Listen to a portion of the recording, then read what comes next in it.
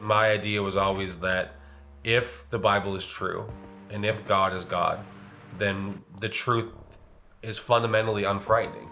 That the truth will always just lead back to God, and we have nothing to be afraid of. That we should, and on paper, everybody was like cool with that.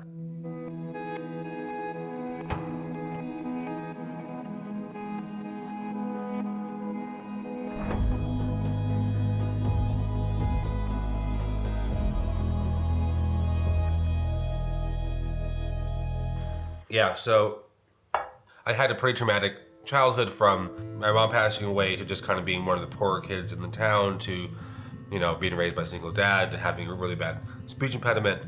I remember specifically 3 different times before age 7 that people would come up to me during a prayer meeting and put their hands on me and say, "Oh, God has called you to ministry," from like a really, really young age, or this kid is special. God has like a purpose for you. So in high school, I started to study it.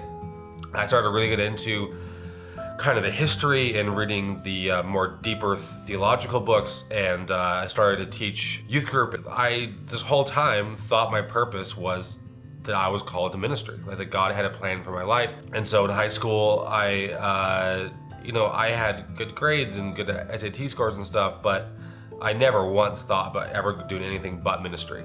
I applied only to Christian colleges, and only Christian colleges that I felt like were very biblical or took the Bible really seriously. I got accepted into Moody Bible Institute. I was really excited. I remember he's this redneck kid living back in the woods, and I hugged my dad goodbye, and we hadn't hugged in like 4 years. It was a really strange hug. And then I got a ride with my pastor's wife over to like this town across the mountains, and there I caught a Greyhound bus to the town outside Seattle, where I slept on my sister's friend's floor, and then got on this plane in Seattle. Hadn't been on a plane in like, I don't know how long. Just landed in Chicago, and it was just this whole adventure. I just loved it.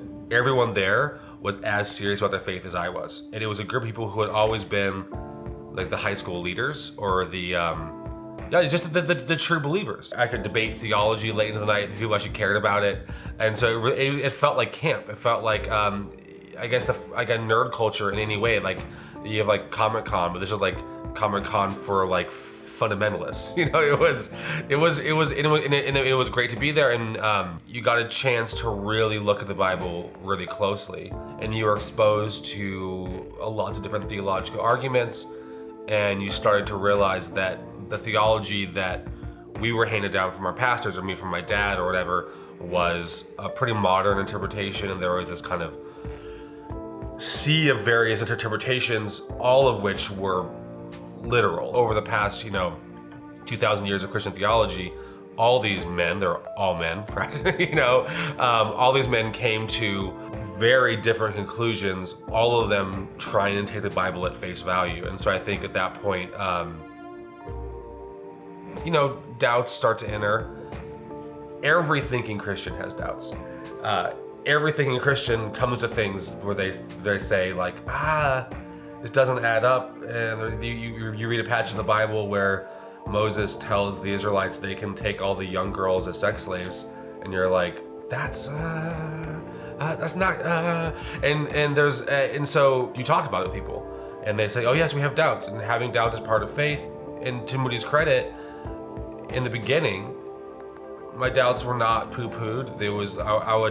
I was encouraged to go dig deeper, and I would have professors who I loved, and I'd be tortured. I went to the Holocaust Museum, and I was writing this paper about this day in Poland where they just, before they used the gas chambers, and the Nazis lined up 45,000 people and shot them in one day and threw them into a pit.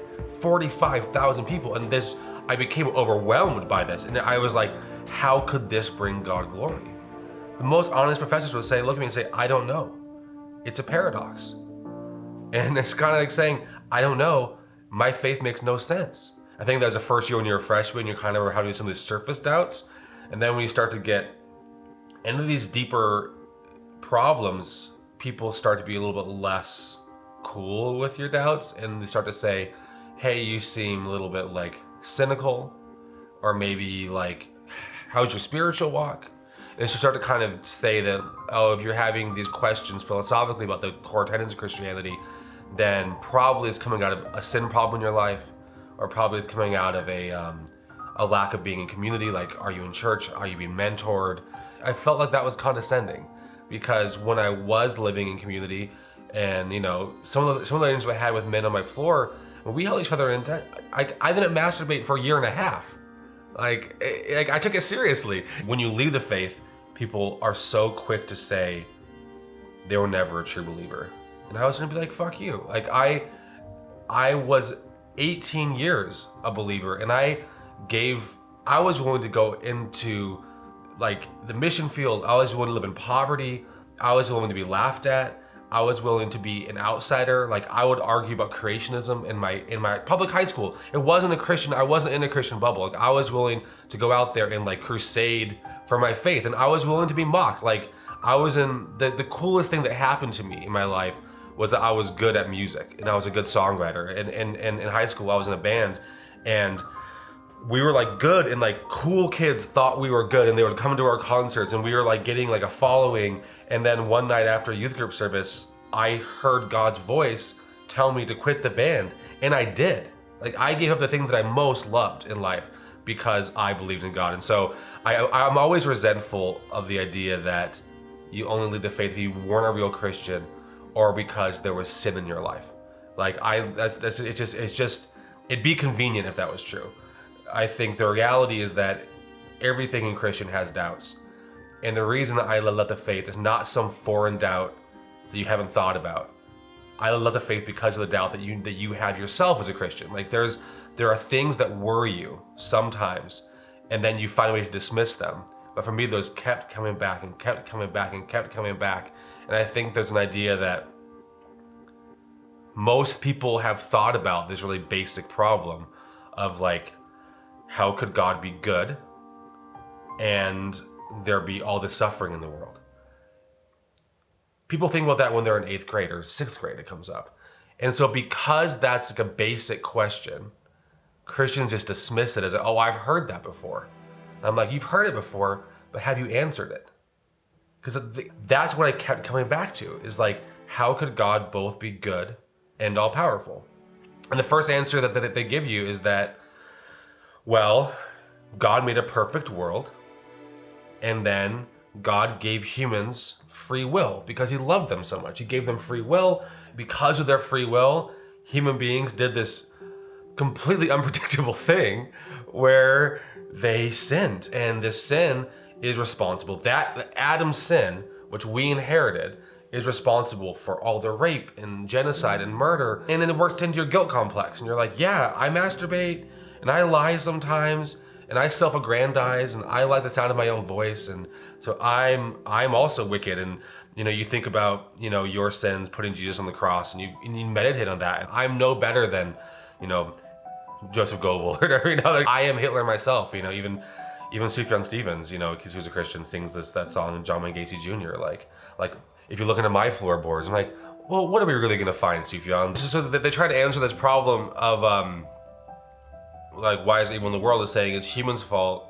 But then, even the Bible, you watch Paul saying, why do I want these things? And this is just philosophy. So try to peel back the layers of volition and say, well, I know I want to sin, but why do I want to sin? To have a sin nature does not feel like a choice, because every single human who has ever existed has made the same choice. You have a problem when you say, like, okay, so God didn't directly make Adam and Eve eat the fruit, but God did design them fully. And in the Bible elsewhere, God knows you in the ways you don't know yourself.